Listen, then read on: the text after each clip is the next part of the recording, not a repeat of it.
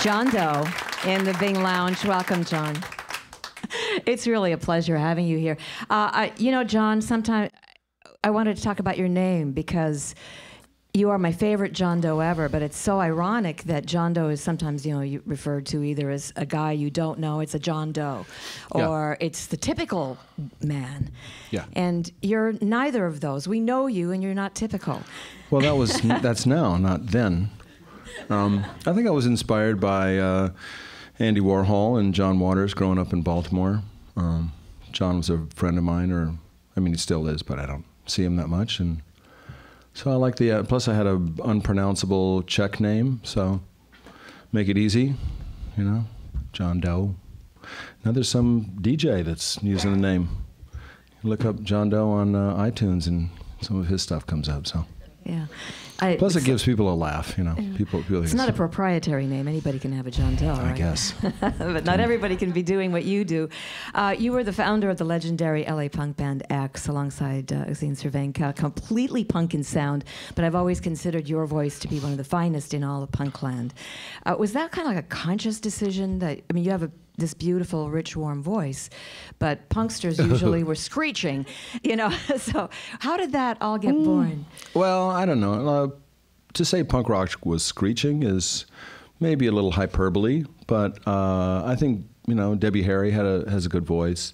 You know, it's quirky more than, you know, later on I think there was more growling and screeching and stuff. But, you know, Xene and I just learned how to sing the way that we do. And pretty unconventional. Xene didn't have a lot of training, so she just sang what came to her, and I feel really fortunate that she did that because it really gave us our sound. I mean, that and our guitar player Billy Zoom and DJ Bonebreak, you know, it's like four people. I can't take credit for more than just my part, which was kind of directing traffic and, you know, putting songs together and things like that. Yeah, it was a pretty wonderful study in contrast. I think that's what I think everybody loves still to this day about X. I wanted to talk a little bit about your songwriting because I've always thought of you kind of as dark, and there are people who don't want to touch a love song, but yet the song we just heard, for example, suddenly, you know, you're able to, I think I read where you said you finally figured out how to write a love song where people actually get loved. And that makes me wonder, you must be happy in your life right now to be able to do that. Happier, for sure. You know, it's kind of, after you've relied on misery and longing and things like, and you know, more darker subjects, it's then you don't feel that way, then you don't want to just sort of put yourself into that situation.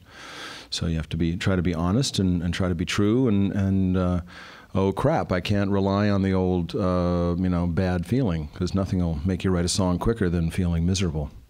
So yeah, you know, took a couple of years, but you know, it's not to say that it just becomes, you know, the shadow of your smile or something, you know, weak and trite. It's, you know, you just have to work a little harder.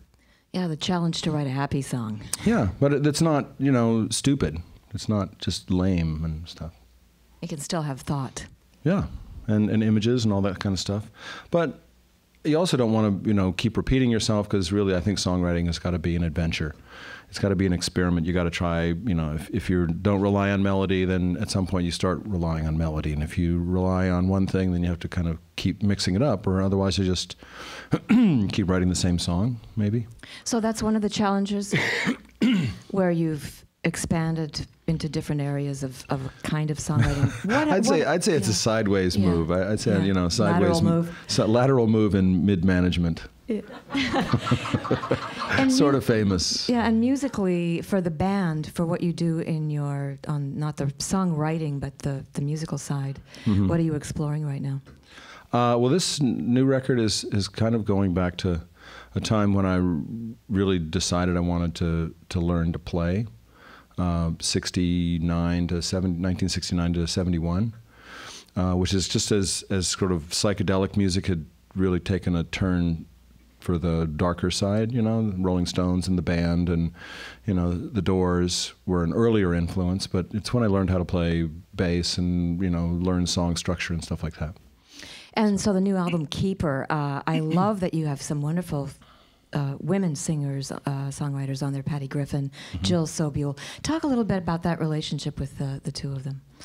Well, Jill and I were just in Portland like last month, a month ago, and she and I made a record, like recorded all in one day in a recording studio in front of an audience similar to yourselves, and you know, Jill's just a great partner. She's really fun to work with, and she and I have different styles of songwriting.